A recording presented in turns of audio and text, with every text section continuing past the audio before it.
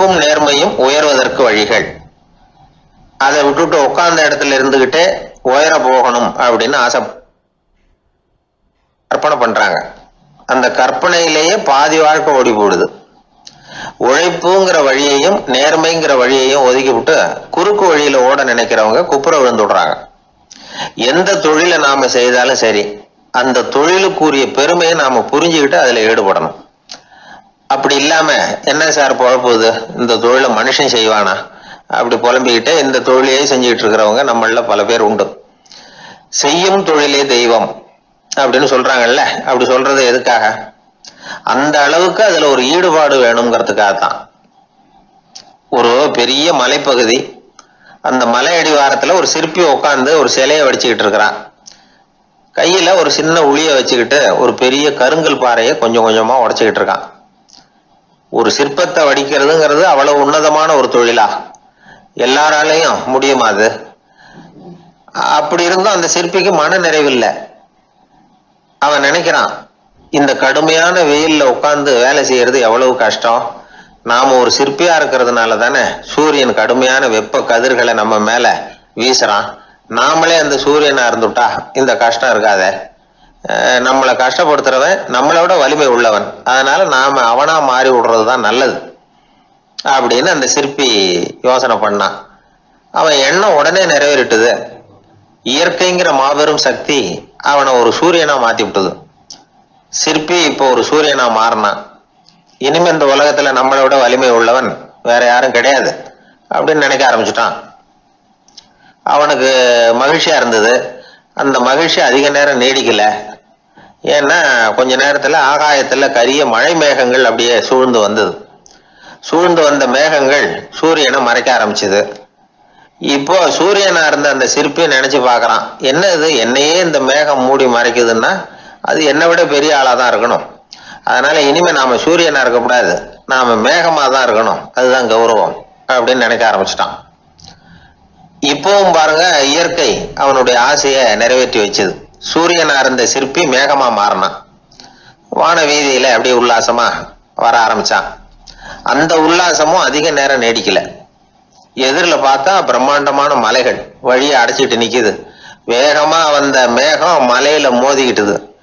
அந்த மலையை தாண்டி அப்பால செல்ல முடியல. இப்போ அந்த மேகம் நினைக்குது, நாம எந்த தடையும் இல்லாம அந்த இடத்துல மிதந்து வர்றோம், நம்மையே போக விடாம தடுக்குதுன்னா அந்த மலைக்கு எப்பேற்பட்ட வலிமை இருக்கணும். இனிமேலும் நாம மேகமா இருந்து பிரயோஜனம் இல்லை, இருந்தா மலையா இருக்கணும், அதுதான் பெருமை அப்படின்னு நினைக்க ஆரம்பிச்சான். இப்பவும் பாருங்க, இயற்கை அவனுடைய ஆசையை நிறைவேற்றி வச்சது. மேகமா இருந்த சிற்பி மலையா மாறினான். பெரிய மலை பூமிக்கும் வானத்துக்குமா நின்றுகிட்டு இருக்கு. இனிமே நமக்கு எந்த கவலை இல்லை அப்படின்னு நினைச்சது அந்த மலை. இப்படி நினைச்சுக்கிட்டு இருந்த வேளையில அந்த மலையோட காலடியில அடிவாரத்துல ஏதோ சத்தம் கேட்டுது. என்ன சத்தம் இது அப்படின்னு சொல்லி அந்த மலை மெதுவா குனிஞ்சு பார்த்துதான். பார்த்தா அங்க ஒரு மனுஷன் தன்னுடைய கையில உளிய வச்சுக்கிட்டு மலையை கொத்திக்கிட்டு இருக்கிறான். ஏதோ ஒரு சிற்பத்தை வடிக்கிறதுக்காக அவன் முயற்சி பண்ணிட்டு இருக்கிறான். இப்போ அந்த மலை நினைச்சுதான், மலையே ஒருத்தன் உடைக்கிறான்னா அவன் எப்பேற்பட்ட வலிமை உள்ளவனா இருக்கணும். இனிமேலும் மலையா இருந்து பிரயோஜனம் இல்லை, மனுஷனா மாறணும், அதுதான் சரி அப்படின்னு நினைச்சுதான். அந்த வினாடியே அந்த மலை ஒரு மனுஷனா மாறிச்சு. அவன் கையில ஒரு உளி, பழையபடியே ஒரு கருங்கல் பாறையை கொத்த ஆரம்பிச்சான். அந்த ஆள் பழைய நிலைமைக்கு வந்துட்டான். இந்த கதையிலிருந்து நாம தெரிஞ்சுக்க வேண்டியது என்னன்னா, தன்னுடைய உண்மையான பலம் என்னங்கிறது தெரியாமலே தாவி தாவி தடுமாறிக்கிட்டு இருக்கிறான் மனுஷன் அப்படிங்கிறது தான். இனிமேலாவது அதை புரிஞ்சுக்கணும். புரிஞ்சுக்கிட்டு புறப்படணும் வாழ்க்கையில வெற்றி பெறறதுக்கு. ஒரு குடும்ப தலைவருக்கு விபரீதமா ஒரு ஆசை வந்துதான். அதாவது ஒரு நாள் பூராவும் புடவை கட்டிக்கிட்டு மனைவி செய்கிற வீட்டு வேலைகள், சமையல் வேலைகள் எல்லாத்தையும் தானே செய்யணும். மனைவிக்கு ஆண் வேஷம் போட்டு ஆபீஸுக்கு அனுப்பி வச்சுடணும் அப்படின்னு ஆசைப்பட்டான். இதுதான் அந்த ஆசை. அதே மாதிரி செஞ்சான். பெண் வேஷத்துல சமையல் பண்ணிட்டு இருந்தான். இருட்டி விட்டுது. இந்த சமயத்துல வாசல் கதவு தட்டப்படுற சத்தம் கேட்டுது. ஓடி போய் திறந்தான். பக்கத்து வீட்டம்மா கிடுகிடுன்னு உள்ள வந்துட்டாங்க, காப்பி பொடியோ ஏதோ வாங்கறதுக்கு. இவன் பயந்து போய், கமலாம்மா, நான் சுசீலா இல்ல, சுசீலாவோட புருஷன், பெண் வேஷத்துல இருக்கிறேன், சும்மா ஒரு சேஞ்சுக்காக அப்படின்னா. உடனே அந்த அம்மா கிட்ட வந்து பயப்படாத, நானும் கமலா இல்ல, கமலாவோட புருஷன், இதுவும் சும்மா ஒரு சேஞ்சுக்காகத்தான் அப்படின்னு நானா. இப்படி வாழ்க்கைய விபரீதமா நினைச்சுக்கிட்டு வேற வேற கற்பனைகள்ல வீணாக்கிக்கிட்டு இருக்கிறவங்க தான் ரொம்ப அதிகம். நாம அதுவா மாறணும்னு நினைக்கிறது தப்பு, நாம இருக்கணும் அப்படின்னு நினைக்கிறது தான் உண்மை, அதுதான் சரி. அந்த சிற்பி என்னென்னவோ கற்பனை பண்ணி கடைசியில மறுபடியும் சிற்பியாகவே வந்து சேர்ந்தான் பாருங்க. அதனால நம்முடைய உண்மையான பலம் என்ன அப்படிங்கறத தெரிஞ்சுக்கிட்டு நடந்துகிட்டோம்னா வாழ்க்கையில எப்பொழுதும் வெற்றி நிச்சயம். ஒரு அரசன், அவனுக்கு வயசாயிட்டுது, அதனாலேயே இந்த கவலை பயம் எல்லாமும் அதிகமாயிட்டுது. மரண பயம், ராத்திரியில சரியா தூங்க முடியல, இப்படி ஆயிட்டுது நிலைமை. அந்த அரசன் ஏற்கனவே எப்படின்னா போர்க்களங்கள்ல எத்தனையோ பேரை ஓட ஓட விரட்டி இருக்கிறான். இருந்தாலும் இப்போ அந்த துணிச்சல்லாம் எங்கேயோ போயிட்டுது. பேசாம படுத்துருக்கிறான். அப்படியே படுத்தாலும் தான் தூக்கம் வர மாட்டேங்குது. என்ன பண்ணலாம்னு யோசிச்சான் இந்த மன்னன். உடனே எல்லா அமைச்சர்களையும் கூப்பிட்டான். எனக்கு வந்து நிம்மதி இல்லை, எதை நினைச்சாலும் பயமா இருக்கு, எனக்கு ஒரு ஆலோசனை சொல்லுங்க அப்படின்னா.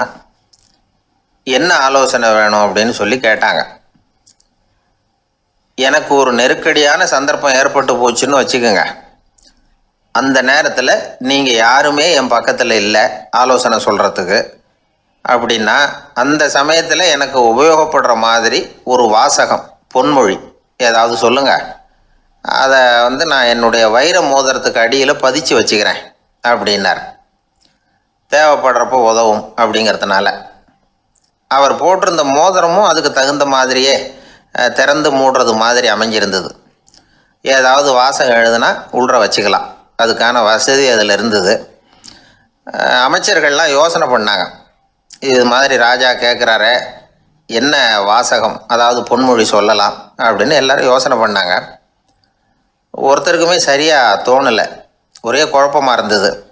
ஏன்னா நெருக்கடியான சமயத்தில் உபயோகப்படுறது மாதிரி ஒரு பொன்மொழி வேணும்னு சொல்லியிருக்கிறார். அப்படி இப்படி யோசித்து பார்த்தா ஒன்றுமே தோணலை.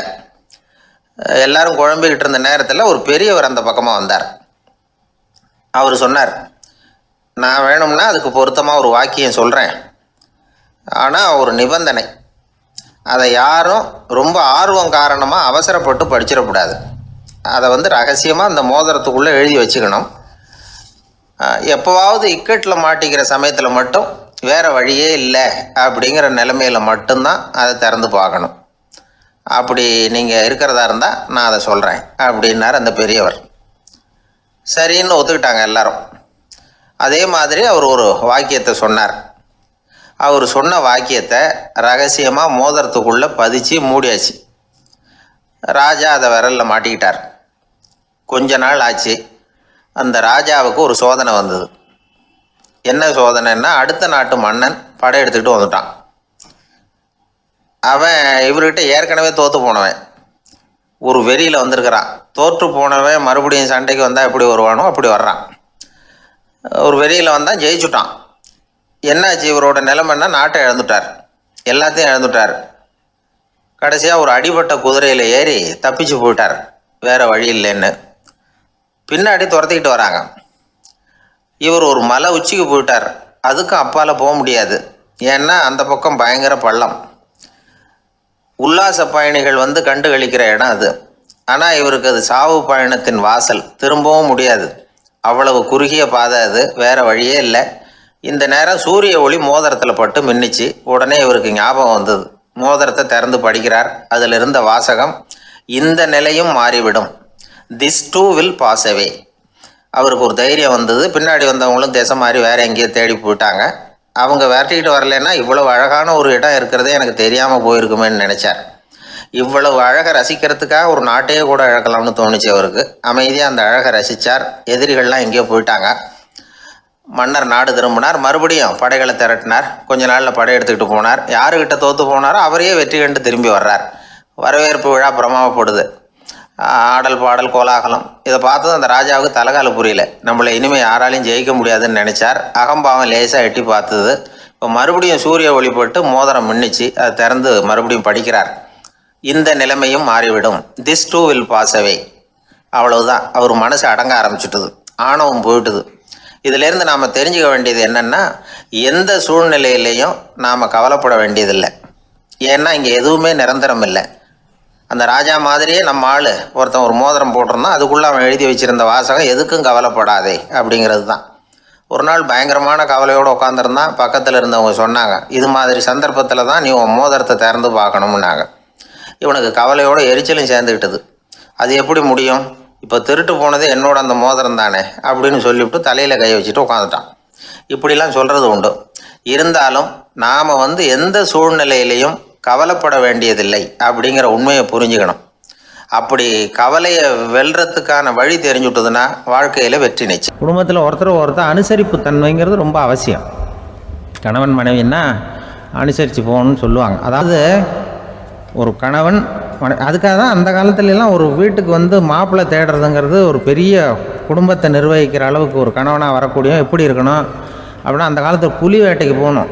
ஒரு பொண்ணுக்கு மாப்பிள்ளை தேடுறதுன்னா நம்ம தமிழ் பழக்கம் என்னென்னா, காட்டுக்கு போய் ஒரு புலியை வேட்டையாடிட்டு வரணும்.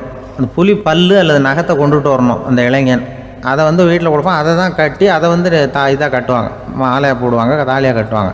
அதாவது வீரம் இருக்கா பையனுக்குன்னு பார்ப்பாங்க. ஒரு பொண்ணு வேணும்னா நீ முதல்ல வீட்டுக்கு பொண்ணு கேட்க போகக்கூடாது, காட்டுக்கு போகணும். போய் புளியை கொண்டு வா, அதுக்கப்புறம் தான் உனக்கு பொண்ணு அப்படின்னு சொல்லுவாங்க.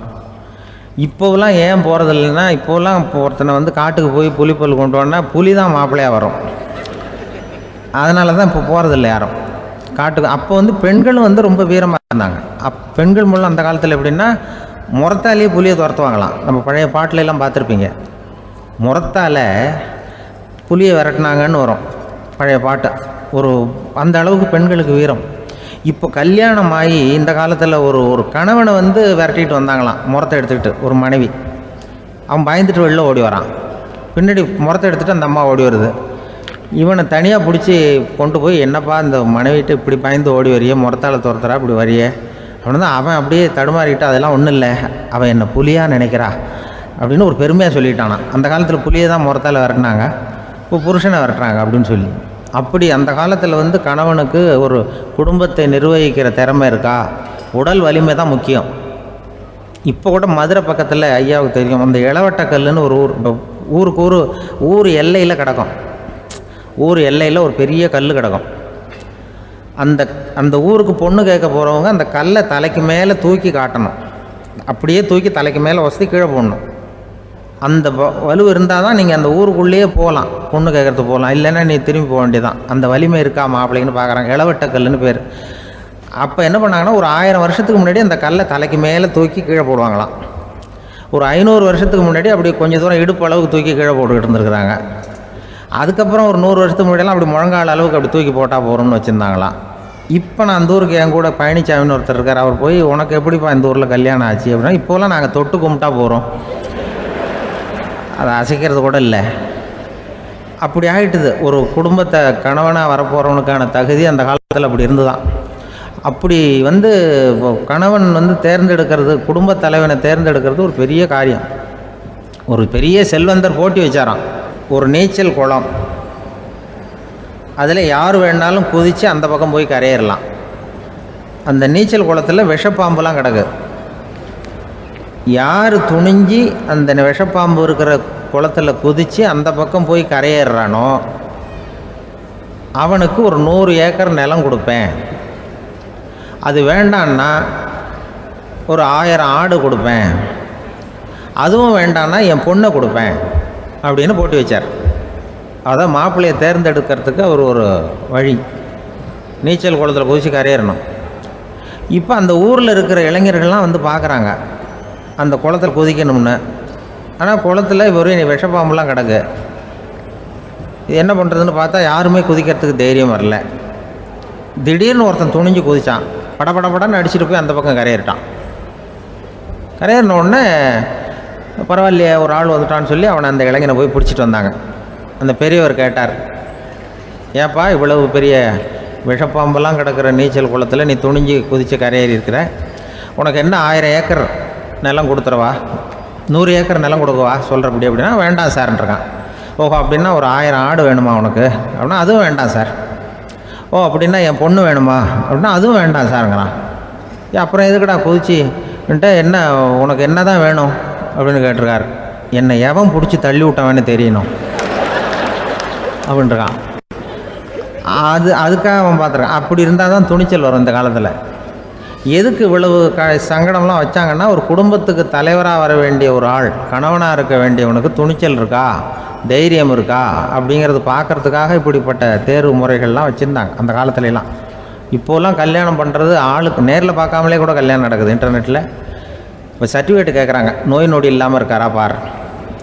காட்டுக்கெலாம் போக வேண்டாம், நேராக ஆஸ்பத்திரிக்கு போய் ஒரு சர்டிஃபிகேட் வாங்கிட்டு வா, உனக்கு ஒன்றும் வியாதி இல்லைன்னு ப்ரூவ் பண்ணு, அதுக்கப்புறம் பார்த்துக்கலாம், மற்றதை பேசுவோம் அப்படின்னு சொல்லி அப்படி இருக்குது நிலைமை.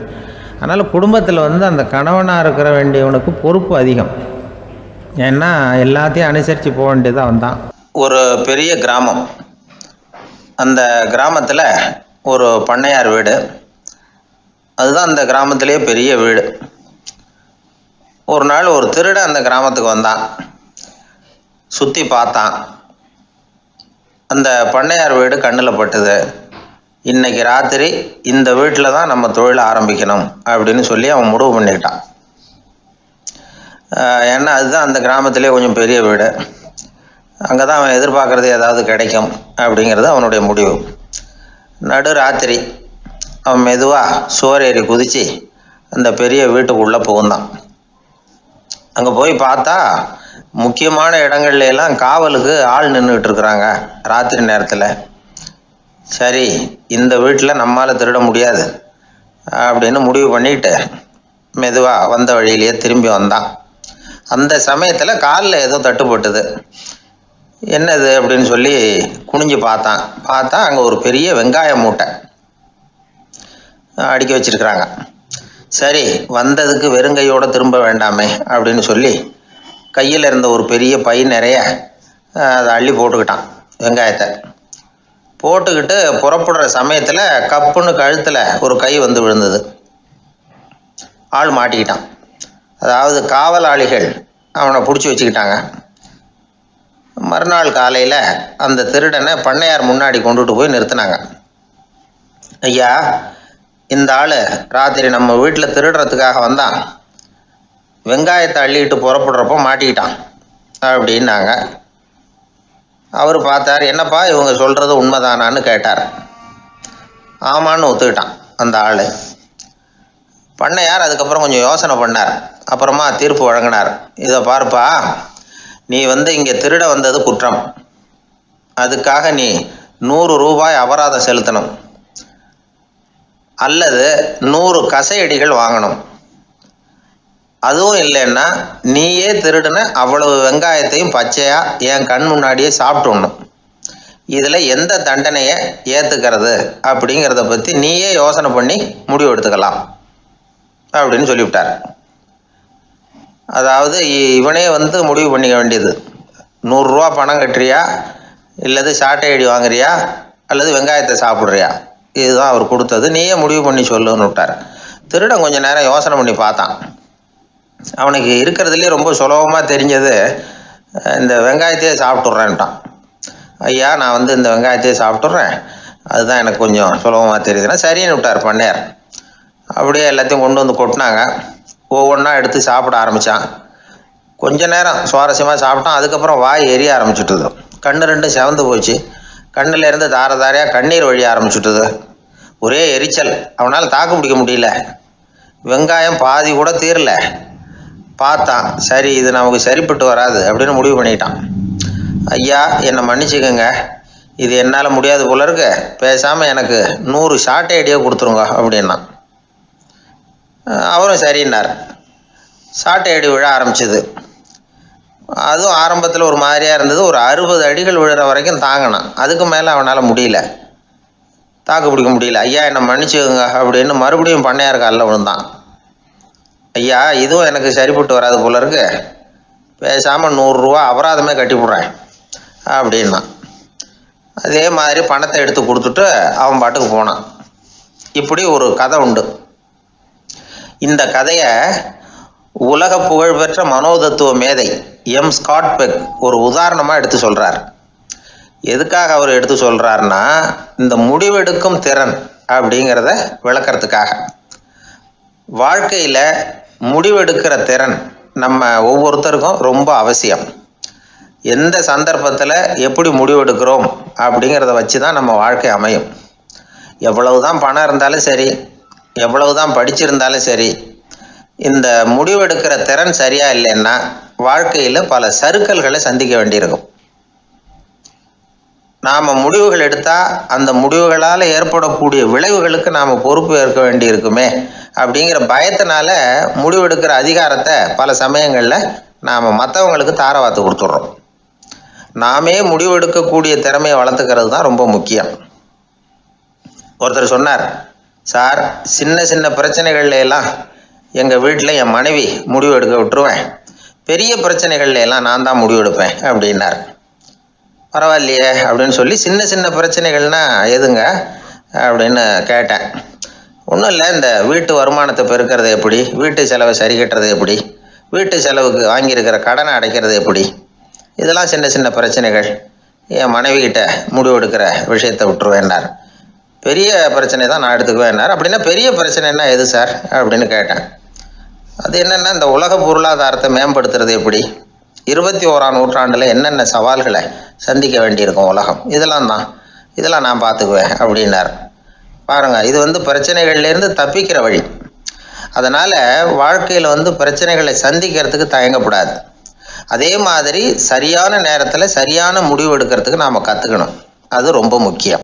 மனித நேயம்ங்கிறத பற்றி சொல்லுவாங்க. மனித நேயம் ஏன்னா, ஒரு கணவன் கணவனாக இருக்கணும், மனைவி மனைவியாக இருக்கணும்.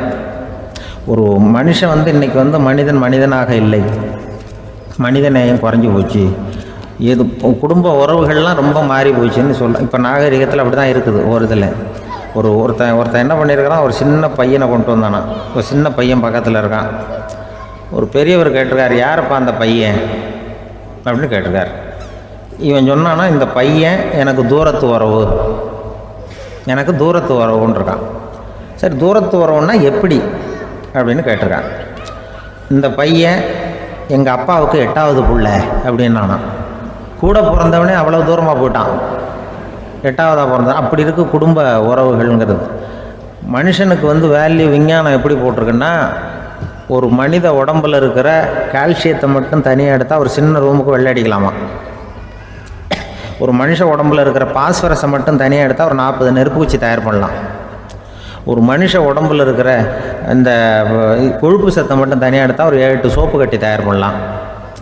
அது மாதிரி ஒரு மனுஷ உடம்பில் இருக்கிற இரும்பு சத்தை மட்டும் தனியாக எடுத்தால் ஒரு 2 அங்குல அணி 2 செய்யலாம். இவ்வளவுக்கும் விலை போட்டால் 42 ரூபா 50 காசு. இதுதான் மனுஷனுக்கு விஞ்ஞானம் போட்டிருக்கிற விலை. அது எப்போ அது ஒசரும்னா, அவன் மனுஷனாக இருக்கிற வரைக்கும் இருக்கிறப்ப தான். அதுவும் செத்து போனால் அதுவும் கிடையாது, செத்து போனால் அதுவும் குறைஞ்சிரும். மிருகங்களுக்கெல்லாம் அப்படி இல்லை, செத்ததுக்கு அப்புறம் விலை கூடும். அங்கெல்லாம் எல்லா ஊர்லேயும் பார்த்திங்கன்னா உயிர் கோழி 50 ரூபா, உரிச்ச கோழி 60 ரூபான்னு போட்டிருக்கோம். செத்ததுக்கு அப்புறம் 10 ரூபா அதிகம். மனுஷனை நீ உயிர் மனுஷன் 42 ரூபா 50 காசு, செத்ததுக்கு அப்புறம் 52 ரூபான்னா நீயே வச்சுக்கிடாது, எனக்கு இது கண்டு போட்டு. அவன் எப்போ அவனுக்கு வேல்யூ கூடும்னா, மனிதனாக வாழும்பொழுது தான் வேல்யூ கூடும். குடும்பத்தில் அந்த அந்த பாசத்தோடு வாழணும்னு கடவுள்கிட்ட கேட்டு சொன்னாங்களே, அதுதான். இந்த சமூகங்கிறதும் ஒரு பெரிய குடும்பம்தான். அதனால தான் இந்த நாட்டுக்கு உள்ள பெருமையை எல்லாரும் ஒற்றுமையாக இருந்தால் எதையும் சாதிக்கலாம்ங்கிறது தான் இந்த நாட்டுக்கு உள்ள பெருமை. அப்படி நிரூபித்தோம். அதனால் சமூகங்கிறதும் ஒரு குடும்பம் மாதிரி இருக்கிறது தான் பெருசு. இப்போ சில இதெல்லாம் இப்போ ஜாதி மத வேறுபாடெல்லாம் நம்முடைய முன்னேற்றத்தை தடுக்கும். விலங்குகள் நம்மளோட மேலானது. அதான் ஒரு ஊரில் ஒரு சிவன் கோயில் இருந்து தான். சிவன் கோயிலில் அந்த புறாவெல்லாம் வளர்ந்துக்கிட்டு இருந்திருக்கு. அந்த மாடத்தில், சிவன் கோயில் மாடத்தில் புறாவெல்லாம் குடியிருந்திருக்கு. உடனே அதுக்கு கும்பாபிஷேகம் பண்ணுறதுக்காக ஊரில் திட்டம் போட்டாங்க. சிவன் கோயிலுக்கு வெள்ளடிக்க ஆரம்பித்தாங்க. வர்ணம் பூச ஆரம்பித்ததும் அதுக்கு சாரம் கட்டுவாங்கல்ல, இந்த குச்சியெல்லாம் வச்சு சாரம் கட்டுவாங்க. உடனே இந்த புறாவெல்லாம் என்ன பண்ணிச்சான், இனிமேல் நம்ம இங்கே வெள்ளை அடிக்கிறாங்க, கும்பாபிஷேகம் வருது, நம்ம இங்கே குடியிருக்க முடியாது, எதிர்த்தாப்புல எங்கே போகலான்னு பார்த்துருக்கு. இந்த உயரம் கோபுரத்தில் இருந்த புறாவெல்லாம் எதிர்த்தாப்புல ஒரு மாதா கோயில் இருந்திருக்கு, சர்ச்சு. அங்கே சில மாடங்களில் புறாவெல்லாம் இருக்குது, சில மாடம் இருக்குது. உடனே நம்மளாம் அங்கே போய்டும் கொஞ்சம் காலத்துக்குன்னு எல்லாம் புறப்பட்டு இந்த மாதா கோயிலுக்கு போயிடுது. அங்கே போனால் அங்கே இருக்கிற புறாவோடு சேர்ந்து இதுவும் குடியிருந்துகிட்ருக்கு. கொஞ்ச நாள் என்னாச்சு, அங்கே கிறிஸ்மஸ் வந்துட்டுது. கிறிஸ்துமஸ் வந்ததும் சரி இங்கேயும் வெள்ளடிக்க ஆரம்பிக்கிறாங்க. நம்ம மறுபடியும் எங்கடா போகிறதுன்னு பார்த்தா அங்கே இருக்கிற புறாவோட சேர்ந்து இதுவும் சேர்ந்து நேராக ஒரு பள்ளிவாசல் இருந்தது. எதுக்கு அங்கே இருக்கிற மாடத்தில் போய் அங்கே குடியேறிட்டுது எல்லாம். அங்கே போனால் அங்கே ரமலான் மாதம் வந்து ரம்ஜானுக்காக அதையும் புதுப்பிக்க ஆரம்பித்தாங்க. இது என்ன பண்ணுறதுன்னு சொல்லி இந்த 3 செட்டு புறாவும் சேர்ந்து என்ன பண்ணிச்சு, எங்கே போகலான்னு பார்த்தா மறுபடியும் அதுக்குள்ளே இந்த சிவன் கோயிலில் கும்பாபிஷேகம் முடிஞ்சு போச்சான். முடிஞ்சிருக்கு, அங்கே போடுவோம் எல்லாருன்னு சொல்லி எல்லா புறாவும் அந்த சிவன் கோயிலுக்கு வந்துட்டுது. அங்கே போய் மாடத்தில் அதை குடியிருந்துட்டுது. அப்போ திடீர்னு ஒரு நாள் பார்த்தா ஒரே கலவரம் பூமியில் எல்லாம் ஒருத்தன் அருவாளை தூக்கிட்டு நிற்கிறான், குச்சி எடுத்து ஒருத்தனை சுட்டுக்கிறான். ஒரே கலவரம், சத்தம், ஒரே மத கலவரம் வந்துட்டுது ஊரில். அப்போது புறாவெல்லாம் மாடத்தில் இருந்துக்கிட்டு ஒரு குஞ்சு புறா அவங்க அம்மாட்ட கேட்டு தான், இது என்ன இந்த மனுஷனுக்கு என்னாச்சு, இந்த மனுஷனுக்கு என்னாச்சு, அவன் கத்தியை தூக்கிட்டு நிற்கிறானே அப்படின்னு கேட்டு தான். ஒரு குஞ்சு புறா அவங்க அம்மாட்ட கேட்டு தான், அம்மா புறா. இப்போ அம்மா அந்த புறா சொல்லித்தான், மனுஷனுக்கு இப்போ மதம் பிடிச்சிருக்கு, அதான் கத்தியை தூக்கிட்டு நிற்கிறான் அப்படின்ருக்கு. இப்போ நமக்கெல்லாம் பிடிக்கலையே அப்படின்னு தான். அப்போ அந்த புறா சொல்லித்தான், அந்த பாருமா, நாம் வந்து இந்த சிவன் கோயிலில் இருந்தாலும் நமக்கு புறான்னு தான் பேர், இந்த மாதா கோயிலுக்கு போனாலும் நமக்கு புறான்னு தான் பேர், பள்ளிவாசலுக்கு போனாலும் நமக்கு புறான்னு தான் பேர். அந்த மனுஷன் அப்படி இல்லை, அவன் இங்கே இருக்கிற வரைக்கும் இந்துன்னு சொல்லுவான், அங்கே மாதா கோயில் இருந்தான்னா கிறிஸ்தவன்னு சொல்லுவான், பள்ளிவாசலில் இருந்தான்னா முஸ்லீம்னு சொல்லுவான். அப்போ இப்போ குஞ்சு புறா அது என்ன இப்படி பண்ணுறாங்க மனுஷங்க, இப்போ அவங்கள விட நம்ம வசதி போல் இருக்க, நம்ம தேவலாம் போல் இருக்க அப்படின்னு தான் அந்த குஞ்சு புறா. அப்போ அந்த தாய் புறா சொல்லித்தான், உண்மைதான், அதனால தான் நம்ம மேலான இடத்துல இருக்கிறோம், அவன் கீழே நிற்கிறான் இன்னமும் அப்படின்னு சொல்லித்தான். இதுதான் அந்த குடும்பம்ங்கிறது, சமுதாயம்ங்கிறது ஒரு பெரிய குடும்பம். அது இந்த புறாக்கிட்டேருந்து மனுஷன் கற்றுக்க வேண்டியிருக்கு. அப்படி இருக்குது இன்றைக்கி மனுஷனுடைய நிலைமை. அதை வந்து புரிஞ்சுக்கணும். அப்படி தான் ஒவ்வொரு இதுலேயும் நாம் வந்து நடந்து கொள்ள வேண்டியிருக்குது. மிருகங்கள்டேருந்து கற்றுக்கிற வாய்ப்பெல்லாம் இருக்குது. அப்படி சொல்லுவாங்க, ஒரு 600 வருஷத்துக்கு முன்னாடி மனுஷனுக்கு எவ்வளோ நெருக்கடி இருந்ததோ அதுபோல் 40 பங்கு இப்போ அதிகமாகிட்டு தான் கண்டுபிடிச்சி சொல்லியிருக்கிறாங்க. அவ்வளவு நெருக்கடிக்கு மத்தியில் நாம் வாழ்ந்துக்கிட்டு இருக்கிறோம். ஒரு 600 வருஷத்துக்கு முன்னாடி என் தலையில் 1 கிலோ வச்சுக்கிட்டு நின்னேன்னு வைங்க, இப்போ 40 கிலோ வச்சுக்கிட்டு நிற்கிறேன். அப்படி ஒவ்வொரு மனுஷனுக்கும் வாழ்க்கையில் நெருக்கடி அதிகமாக போச்சு. இப்போ இந்த நெருக்கடியில் முன்னாடிலாம் யாரோ ஒருத்தர் தான் தியானம் பண்ணுவாங்க. தியானம்னா ஒருத்தர் 2 பேர் காட்டுக்கு போய் தியானம் பண்ணிகிட்டு இருப்பாங்க 600 வருஷத்துக்கு முன்னாடி. இப்போ வீட்டுக்கு வீடு தியானம் நடக்குது. ஏன்னா அந்தளவுக்கு வாழ்க்கையில் ஒரு நிம்மதி வேணும் அப்படின்னு சொல்லி பண்ணிட்டாங்க. அதுக்கு தான் இயற்கை கொடுத்துருக்கிற ஒரு இயற்கையான வைத்தியம்தான் சிரிப்புங்கிறது. இதை பற்றி பெரியவங்கள்லாம் இப்போ ஆராய்ச்சி பண்ணிகிட்டு இருக்கிறாங்க. சிரிப்புங்கிறது நாம் பிறந்து ஒரு 6 மாதத்தில் தான் முதல் தடவையாக விவரமாக சிரிக்க ஆரம்பிக்கிறோமா. நம்ம பிறந்து 6 மாதத்துக்கு, அதாவது முதல் தடவை சிரிக்க ஆரம்பிக்கிறது ஒரு 6ஆவது வாரம், 1.5 மாதத்தில் தான் குழந்தை வந்து விவரமாக சிரிக்க ஆரம்பிக்குது. அப்புறம் அப்படியே சிரிக்க ஆரம்பிக்கிறோமா. அதையெல்லாம் இப்போ கணக்கு எடுத்துருக்குறாங்க. ஒரு குழந்தை ஒரு நாளைக்கு 200 தடவை சிரிக்குதான் ஒரு குழந்தை. பெரியவங்கள்லாம் 15 தடவை சிரிக்கிறாங்களாம். 200 தடவை சிரிச்சுக்கிட்டு இருந்த நாம் அப்படியே குறைஞ்சி 15 ஆகிட்டு. அதனால தான் இருதய நோயெல்லாம் வருது, ஹார்ட் அட்டாக்லாம் வருதுன்னு கண்டுபிடிச்சிருக்கிறாங்க. 200 சிரிப்புக்கு வந்து அது வந்து இயல்புத்தன்மை, மனுஷனுடைய இயல்புத்தன்மை சிரிக்கிறது. அதுக்கு ஜோக்கே தேவைப்படாது. ஆனால் இப்போ காலங்காலமாக நாம் என்ன போதிக்கப்பட்டு வந்திருக்கிறோம்னா, சிரிப்புங்கிறது ஒரு பாவமான செயல். ஒரு முதலாளிக்கு முன்னாடி தொழிலாளி சிரித்தா மரியாதை குறைச்சல், ஒரு கணவனுக்கு முன்னாடி மனைவி சிரித்தா மரியாதை குறைச்சல், அது மாதிரி ஒரு வாத்தியாருக்கு முன்னாடி பையன் சிரித்தா மரியாதை குறைச்சல், ஒரு ஆஃபீஸருக்கு முன்னாடி பியூனு சிரித்தா மரியாதை குறைச்சல், இப்படின்னு சொல்லி சிரிப்புங்கிறது ஏதோ மரியாதை குறைவான செயல்னு காலங்காலமாக நாம் போதிக்கப்பட்டு வந்திருக்கிறோம். இப்போ மரபு ரீதியாகவே அந்த சிரிப்பு வந்து நம்மகிட்ட சிறைப்பட்டுருக்கு தான், அடங்கி போச்சு. அந்த சிறைப்பட்டிருக்கிற சிரிப்பை வெளியில் கொண்டு வர்றதுக்கு தான் ஜோக்குன்னு ஒரு சாவியை போட வேண்டியிருக்கு. வேறு இந்த ஜோக்குக்கும் சிரிப்புக்கும் சம்மந்தம் இல்லை. அதை ஏற்கனவே இருக்கிறத வெளில கொண்டு வரதுக்கு ஒரு சாவி மாதிரி உபயோகப்படுதுன்னு இப்போ அதை பற்றி ஆராய்ச்சி பண்ணுறவங்களாம் சொல்கிறாங்க. ஏன்னா சிரிப்புக்கு ஜோக்கு தேவைப்படாது. இப்போ ஒரு குழந்தை தொட்டிலில் படுத்துருக்குன்னு வைங்களேன், குழந்தை தொட்டிலில் இருக்குது, அது முகத்துக்கிட்ட போய் ஒரு கிளுகிழுப்பை ஆட்டுங்க சிரிக்கும். அந்த கிளுகிழுப்பை சத்தமே சிரிக்க வைக்கிறதுல அதுதான் மனுஷனுடைய இயல்புத்தன்மை. அது என்ன ஜோக்காது, சத்தம். ஒரு கிளுகிழுப்பையை கொண்டு போய் குழந்தை முகத்துக்கிட்ட ஆட்டினா சிரிக்குதே, அதுதான் இயல்புத்தன்மை. அதே கிளுகிழுப்பையை ஒரு தாத்தா மூஞ்சிக்கிட்ட ஆட்டுங்க, கோவம் வந்துடும், அடிக்க வருவார். என்னடா விளையாட்டு இது அப்படிமாரு. ஏன்னா அவர் சிரிச்சுக்கிட்டு இருந்தவர், அப்படி இருந்தவர் ஒரு காலத்தில். ஒரு கிளுகிழுப்புக்கு சிரித்தவர் ஒரு காலத்தில் இப்போ கோவப்படுறாருன்னா அந்த அளவுக்கு நம்ம மாறி போயிட்டே வந்துக்கிட்டு இருக்கிறோம். அதனால் வந்து அந்த இயல்புத்தன்மை மாறாமல் இருக்கணுங்கிறது ரொம்ப முக்கியம். அதுக்காக எல்லோரையும் குழந்தையாக்க முடியாது. மனுஷன் வந்து எல்லோரும் இனிமேல் வந்து வயசுங்கிறது கூட ஆகிட்டே தான் இருக்கும், அதுக்காக குறைச்சிக்கிட்டே போக முடியாது. அதுக்கு யாராவது மருந்து கண்டுபிடிச்சாதான் உண்டு. ஆனால் ஒருத்தர் மருந்து கண்டுபிடிச்சாராம், சொல்லுவாங்க. ஒரு டாக்டர் வந்து ஒரு மாத்திரை கண்டுபிடிச்சாராம். ஒரு மாத்திரை சாப்பிட்டா ஒரு வயசு குறையும், ஒரு மாத்திரை சாப்பிட்டா ஒரு வயசு குறையும் அப்படின்னு ஒரு மாத்திரையை கண்டுபிடிச்சிருக்காரு. ஒரு பாட்டி அம்மா, 90 வயசு பாட்டி, அது போயிருக்கு. அதே டாக்டர்கிட்ட போய், ஐயா எனக்கு ஒரு பாட்டில் மாத்திரை கொடுங்க, இந்த வயசு குறையிற மாத்திரை அப்படின்றது. அவர் ஒரு பாட்டில் கொடுத்தாரு மாத்திரை. பாரும்மா பாட்டியம்மா, ஒரு மாத்திரை சாப்பிட்டா ஒரு வயசு குறையும், எடுத்துகிட்டு போகணும்னு கொடுத்துருக்காரு டாக்டர். அந்த 90 வயசு பாட்டி எடுத்துகிட்டு வீட்டுக்கு வந்துட்டு மறுநாள் அதே டாக்டர்கிட்ட போயிருக்கு. 30 வயசு பொண்ணாக போச்சான். 30 வயசு பொண்ணாக மாறி அதே டாக்டர்கிட்ட போயிருக்கு. இடுப்பில் ஒரு கை குழந்தை, அது சட்டை கிட்ட போடாமல் கட்டவரில் வாயில் வச்சுட்டு உட்காந்துருக்கு. நேராக டாக்டர்கிட்ட போய், டாக்டர் நேற்று வந்தேன், ஏதோ ஒரு மாத்திரை சாப்பிட்டா ஒரு வயசு குறையினீங்க, நான் ஏதோ ஒரு ஆர்வத்தில் ஒரு 30-40 மாத்திரை சாப்பிட்டேன், இப்படி ஆகிட்டேன் அப்படின்னு. இப்போ டாக்டர் சொல்லியிருக்காரு, இதுக்கு ஏமா வருத்தப்படுற, எல்லோரும் வந்து வயசு குறையணும்னு தான் நினைக்கிறாங்க, உனக்கு வயசு குறைஞ்சிட்டுது, நீ சந்தோஷப்படு, இதுக்கே மறுபடியும் என்னகிட்ட வந்திருக்கிற அப்படின்னாரான் டாக்டர்.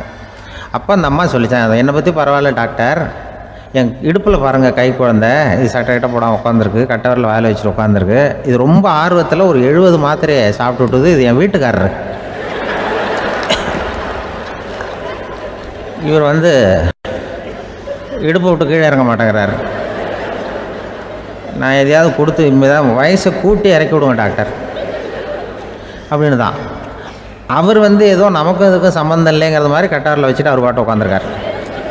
ஏதோ நமக்கு இந்த உலகமே இல்லை, நமக்கு சம்மந்தம் இல்லைங்கிற மாதிரி உட்காந்துருக்காரு. இப்படியே நான் தூக்கிட்டு எங்கே அலையிறது இதை அப்படின்னு தான். அதனால் வந்து வயசை குறைக்கிறது இயற்கைக்கு விரோதமாக நாம் பண்ண முடியாது. ஆனால் இந்த இயல்புத்தன்மை மாறாமல் வச்சுக்கலாம். குழந்தை மாதிரி மாற முடியாதே தவிர அந்த குழந்தை தன்மையோடு வாழறதுக்கு கற்றுக்கணும். அதுதான் வாழ்க்கையில் இன்பமாக வாழறதுக்கு வழி. குழந்தைத்தனமாக இருக்கக்கூடாது, குழந்தை தன்மையோடு இருக்கணும்னு சொல்லுவாங்க. குழந்தைத்தன்மைங்கிறது வேறு, குழந்தைத்தனம்ங்கிறது வேறு. அப்படி ஒரு மாத்திரை கண்டுபிடிச்சிட்டா இப்போ யாராவது ஒருத்தவங்க இடுப்பில் குழந்தைய தூக்கிட்டு போனால் போய் கேட்கணும், ஏம்மா இது ஏன் வீட்டுக்காரரா உன் குழந்தையா அப்படின்னு கேட்டு அதுக்கப்புறம் அவருக்கு வணக்கம் சொல்லணும். இப்படிலாம் ஆகிடும் நிலைமை. இயற்கையை வந்து நம்ம மாற்ற முடியாது, அதுக்கு தகுந்தாப்புல தான் நாம் வந்து பண்ணணும். குழந்தை தன்மையோடு வாழறதுக்கு குடும்பத்தில் குழந்தை தன்மைங்கிறது எப்படின்னா, இப்போ ஒரு சில பேருக்கு அந்த குழந்தைத்தன்மை உண்டு. ஒரு வீட்டில் ஒரு புள்ள படுத்துருக்கு, அம்மா வந்து எழுப்புறாங்க, காலேஜுக்கு நேரமாச்சு எழுந்திருப்பா, காலேஜுக்கு நேரமாச்சு எழுந்திருப்பா அப்படின்ட்டு. அந்த அம்மா அந்த புள்ளை சொல்லியிருக்கு, ஐயோ எனக்கு காலேஜுக்கு போகிறதுக்கே பிடிக்கலம்மா, என்னை வந்து தொந்தரவு பண்ணாத, காலேஜுக்கு போகிறதுக்கு எனக்கு பிடிக்கல அப்படின்னு தான். அப்போ அந்த அம்மா சொல்லியிருக்கு, ஏன் உனக்கு காலேஜுக்கு போகிறதுக்கு பிடிக்கல, கல்லூரிக்கு போகிறதுக்கு, அதுக்கு 2 காரணம் சொல்லு அப்படின்னுருக்க. அப்போ அந்த புள்ளை சொல்லித்தான், ஏன் பிடிக்கலன்னா, கல்லூரியில் இருக்கிற வாத்தியாருக்கும் என்னை பிடிக்க மாட்டேங்குது, ஆசிரியர்களுக்கும். 2வது காரணம், கல்லூரியில் படிக்கிற மாணவர்களுக்கும் என்னை பிடிக்கல, அதனால் நான் காலேஜுக்கு போக மாட்டேன்ற குழந்தை புள்ள சொல்லியிருக்கு. அம்மா வந்து அப்படிலாம் நீ இதுக்காக போகாமல் இருக்கக்கூடாது, நீ போய் தான் ஆகணும் அப்படின்னு பிடிவாதமாக அந்த அம்மா பிள்ளைய எழுப்புனாங்களாம். சரி நான் எதுக்கு காலேஜ் போகணும்னு சொல்கிறேன், அதுக்கு நீ 2 காரணம் சொல்லு அப்படின்னு தான் அந்த புள்ள. அப்போ அந்த அம்மா சொன்னாங்களாம், நீ ஏன் காலேஜுக்கு போகணும்னா, முதல் காரணம் உனக்கு வயசு 52, 2வது காரணம் நீ தான் பிரின்சிபால் அப்படின்னு தான். என்ன இருந்தாலும் அவங்க அம்மாவுக்கு அது புள்ள தானே, அதுதான் குழந்தை தன்மைங்கிறது. 52 வயசுலேயும் குழந்தை தன்மையோடு இருக்கார் பாருங்கள், அதுதான் அந்த குழந்தை தன்மையோடு வாழறது தான் வெற்றிக்கு வழின்னு சொல்லுவாங்க. இந்த உலகத்தில் எத்தனை வகையான மனிதர்கள் இருக்கிறாங்க, ஒவ்வொரு மனிதனுமே ஒவ்வொரு வகை அப்படிங்கிறாங்க விஞ்ஞானிகள். மனிதர்களை 3 வகையாக பிரிக்கலாம் அப்படின்னு சொல்கிறாங்க மெய்ஞானிகள். இவங்களை பற்றிலாம் ஏற்கனவே நாம் பேசியிருக்கிறோம். இப்போ டாக்டர் எட்வர்டு பேட்ச் அப்படிங்கிற நிபுணர் என்ன சொல்கிறார் தெரியுமா, மனிதர்களை 7 வகையாக பிரிக்கலாம்ங்கிறார். மனிதர்களின் மனநிலை அடிப்படையில் அவங்கள 7 விதமாக வகைப்படுத்துகிறார் அவர். சரி, அது என்ன 7 வகை? முதல் வகை என்னன்னா, பயந்த குணம் உள்ளவங்க. சார் ரொம்ப பயந்த சுபாவம், வீட்டில் கூட வாயே திறக்க மாட்டார், சாப்பிட போகிறப்ப மட்டும்தான் கொஞ்சம் வாயை திறப்பார், அப்புறம் மூடிக்குவார் அப்படின்னு சில பேரை பற்றி நாம் பேசிக்கிறது உண்டு. இவங்கெல்லாம் இந்த வகை, அதாவது பயந்த குணம் உள்ளவர்கள் அப்படிங்கிற முதல் வகை. சரி, 2வது வகை என்னன்னா, சஞ்சலப்படுகிறவர்கள், எதுக்கு எடுத்தாலும் கலக்கம், குழப்பம், இப்படியே காலம் தள்ளிட்டு இருப்பாங்க. பல பேர் பார்த்துருப்பீங்க. அவங்கெல்லாம் இந்த வகை. மூணாவது வகை என்னன்னா, யதார்த்த உலகை மறந்து கற்பனை உலகத்திலேயே மிதக்கிறவங்க. இளைஞர்கள், கவிஞர்கள், இப்படி பல பேர் இருக்கிறாங்க. எப்போ பார்த்தாலும் கற்பனை உலகத்திலேயே மிதந்துக்கிட்டு இருப்பாங்க. கிட்டத்தில் போய் என்னங்க ஒரு மாதிரியாக இருக்கிறீங்க அப்படின்னு கேட்டு பாருங்க, அவங்களெல்லாம் ஏதோ ஒரு அற்ப புழுவை பார்க்குறது மாதிரி அவங்கள பார்ப்பாங்க. அதுவும் அந்த வானத்து நிலாவை பாருங்கள், அது என்னை வா வான்னு கூப்பிடுது, எனக்கு சீக்கிரத்தில் ஒரு நாள் சிறகுகள் முளைக்கும், சிறகடித்து வானத்தில் பறந்து போவேன், அந்த செல்ல நிலாவை கொஞ்சிவிட்டு வருவேன், இப்படிலாம் பேசிகிட்டு இருப்பாங்க. கொஞ்சிறது அப்புறம் இருக்கட்டும், இப்போ கஞ்சிக்கு வழியே பாருப்பா அப்படின்னா அதை காதில் வாங்க மாட்டாங்க. நாம் ஏதோ இந்த உலகத்தை அனுபவிக்க தெரியாதவர்கள் மாதிரி நம்மளை அவங்க கவனிப்பாங்க. இப்படி ஒரு ரகம். நாலாவது வகை மனிதர்கள் எப்படின்னா, இவங்க தனிமை உணர்வு மிக்கவர்கள். இவங்க மற்றவங்களோட இயல்பாக நெருங்கி பழகிறதில்ல. தான் உண்டு தன்னுடைய வேலை உண்டுன்னு இருந்துட்டு போகிறவங்க. அடுத்த வீட்டில் இருக்கிறவர் யார் அப்படின்னு கேட்டால் கூட அடுத்த வீடுன்னு ஒன்று இருக்கா அப்படிங்கிறது மாதிரி நம்ம முகத்தை பார்ப்பாங்க. அவங்ககிட்ட மேற்கொண்டு நாம் என்னத்தை பேச முடியும்? இப்படி ஒரு வகை. ஐந்தாவது வகை மனிதர்கள் எப்படின்னா, இவங்க மற்றவங்க செல்வாக்குக்கு உட்பட மறுப்பவர்கள். அடுத்தவங்களோட செல்வாக்குக்கு இவங்க ஆட்படுறதில்ல. நான் யார் தெரியுமான்னு கேட்டால் அதை தெரிஞ்சுட்டு எனக்கு என்ன ஆக போகுதும்பாங்க. இவங்கெல்லாம் அந்த ரகம். ஆறாவது வகை மனிதர்கள் எப்பவும் எதுலேயும் பற்றில்லாமல் இருக்கிறவங்க. இது ஒரு துறவு மனப்பான்மை. இயல்பாகவே சில பேர் இப்படி உண்டு, அவங்களுக்கு எதுலேயும் ஒரு ஈடுபாடு இருக்காது. அப்படிப்பட்டவங்கெல்லாம் ஆறாவது வகை. ஏழாவது வகை மனிதர்கள் மற்றவங்க கவலையை தன்னுடையதாக ஆக்கிக்கிட்டு கவலைப்படுறவங்க. இவங்கெல்லாம் மகாத்மாக்கள். தாம் வேறு அடுத்தவங்க வேறு அப்படிங்கிற எண்ணம் இவங்களுக்கு வர்றதில்லை. அதனால் அடுத்தவங்களுக்கு ஒரு துன்பம் வந்ததுன்னா இவங்களால சும்மா இருக்க முடியறதில்ல. ஆகக்கூடி இப்படி 7 விதமான மனிதர்களை அடையாளம் காட்டுறார் அந்த நிபுணர். இதில் நாம் எந்த வகையில் வர்றோம் அப்படிங்கிறத நாம் தான் அடையாளம் கண்டுபிடிக்கணும். எனக்கு தெரிஞ்ச ஒரு மனிதர் உண்டு. அவர் ஒரு வித்தியாசமான வகை. எதையும் நடைமுறை சாத்தியமாக சிந்திக்கிறவர். எப்பவும் அடுத்தவங்களும் நல்லா இருக்கணும், நாமும் நல்லா இருக்கணும் அப்படின்னு ஆசைப்படுறவர். அவருக்கு ஒரு சமயம் திடீர்னு உடம்பு சுகம் இல்லாமல் போயிட்டுது. டாக்டர்கிட்ட போனார், பணம் கொடுத்தார், வைத்தியம் பார்த்துக்கிட்டார். அவர் எழுதி கொடுத்த மருந்து சீட்டை வாங்கினார். ஒரு மருந்து கடைக்கு போனார், பணம் கொடுத்தார், மருந்து வாங்கினார். அதை எடுத்துகிட்டு வீட்டுக்கு வந்தார். அதுக்கப்புறம் அந்த மருந்து அவர் சாப்பிட்ணும்ல, சாப்பிடவே இல்லை, அப்படியே சும்மா வச்சுட்டார். அவரை பார்த்து கேட்டேன், ஏன் சார் இப்படி பண்ணுறீங்க? வீண் செலவு தானே இது, நீங்கள் ஏன் டாக்டர்கிட்ட போய் பணம் செலவு பண்ணுனீங்கன்னு கேட்டேன். அவர் சொன்னார், டாக்டர் வாழணும் இல்லையா, அதனால தான் அப்படின்னார். சரி, அப்புறம் ஏன் மருந்து வாங்கினீங்க அப்படின்னு கேட்டேன். மருந்து கடைக்காரர் வாழணும் இல்லையா, அதனால தான் அப்படின்னார். சரி, அப்புறம் ஏன் வாங்கின மருந்து சாப்பிடாம வச்சுட்டீங்க அப்படின்னதுக்கு, நான் வாழணும் இல்லையா அதனால தான் அப்படின்னார். இவர் வாழ்க்கையை புரிஞ்சுக்கிட்டவர். இப்படி வாழ்க்கையை புரிந்து கொண்டு வாழ தெரிஞ்சுக்கணும். எந்த வகை மனிதர் நாம் அப்படிங்கிறத புரிஞ்சுக்கிட்டு வாழ்ந்தோம்னா வாழ்க்கையில் வெற்றி நிச்சயம். ஒருத்தன் தன்னுடைய நண்பனை வழியில் பார்த்தான். என்னப்பா லெட்டர் போட்டுனே கிடச்சிதா அப்படின்னா. ஓ கிடச்சிதேன்னா அவன். இவன் உடனே, ஏன்டா போய் சொல்கிற, நான் உனக்கு லெட்டரே போடலை, சும்மா தான் கேட்டேன், உடனே கிடச்சிட்டுதுங்கிறியே அப்படின்னா. லெட்டர் போட்டேன்னு நீ போய் சொல்கிறப்போ அது கிடைச்சதுன்னு நான் போய் சொல்லக்கூடாதா அப்படின்னு நானா அவன். இப்படிப்பட்டவங்க சில பேர் இருந்தால் கூட இன்னைக்கு கடிதம் மூலமாக தொடர்பு கொள்ளாதவங்க இருக்கவே முடியாது. அந்த அளவுக்கு அது அவசியமான ஒன்றாயிட்டுது. இந்த அஞ்சல் அட்டைகள் எப்படி ஆரம்பமாச்சு தெரியுமா? ஆஸ்திரியா நாட்டில் ஒரு பேராசிரியர் இருந்தார். அவர் பேர் இம்மானுவேல் ஹெர்மன்.